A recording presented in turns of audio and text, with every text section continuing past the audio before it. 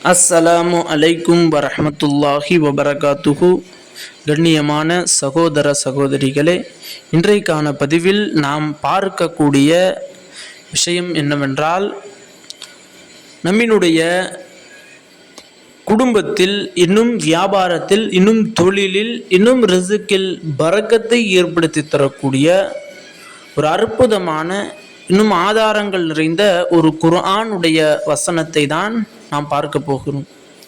அல்ஹம்துலில்லாஹ், இன்றைக்கு நம்மினுடைய வாழ்வில் நாம் செய்யக்கூடிய தொழிலாக இருந்தாலும் சரி, நாம் செய்யக்கூடிய வியாபாரமாக இருந்தாலும் சரி, நம்மினுடைய குடும்பத்திலும் சரி, நம்மினுடைய உணவிலும் சரி, பரக்கத் என்பது இல்லாமலேயே போய்விட்டது. ஏனென்றால் எவ்வளவுதான் உழைத்தாலும், எவ்வளவுதான் தொழில் செய்தாலும், அந்த தொழிலில் கிடைக்கக்கூடிய அந்த செல்வம் என்பது, அந்த பணம் என்பது ரொம்ப நாட்கள், அதிக நாட்கள் நிலைக்காமல் மிக விரைவாகவே நம்மை விட்டு சென்று விடுகின்றது. அந்த அளவிற்கு அந்த பணத்தில், அந்த செல்வத்தில், அந்த வியாபாரத்தில் பரக்கத் என்பது இல்லாமல் போய்விடுகிறது. நாம் எவ்வளவுதான் வீட்டில் உணவு உண்டாலும், எவ்வளவுதான் சாப்பிட்டாலுமே கூட அந்த சாப்பாட்டில் எந்த ஒரு பலனுமே இருக்காது. ஆக இதற்கெல்லாம் மிக முக்கியமான காரணம், அந்த உணவிலும் பரக்கத்தில்லை, இன்னும் அந்த தொழிலிலும் பரக்கத்தில்லை, அந்த குடும்பத்திலேயே பரக்கத் என்பது இல்லை.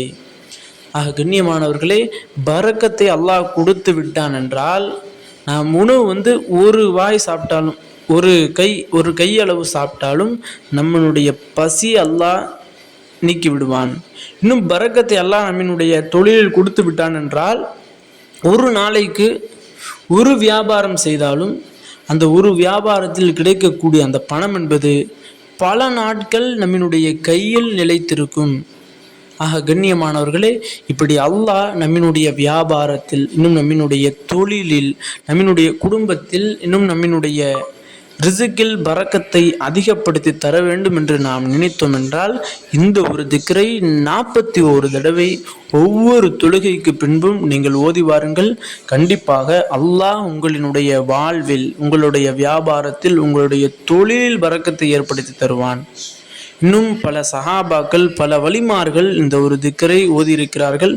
அப்படிப்பட்ட ஒரு அற்புதமான திக்கர் என்னவென்றால், லில்லாஹி மா ஃபிஸ் ஸமாவாத்தி வல் அர்தி இன்னல்லாஹ ஹுவல் கனியுல் ஹமீத்.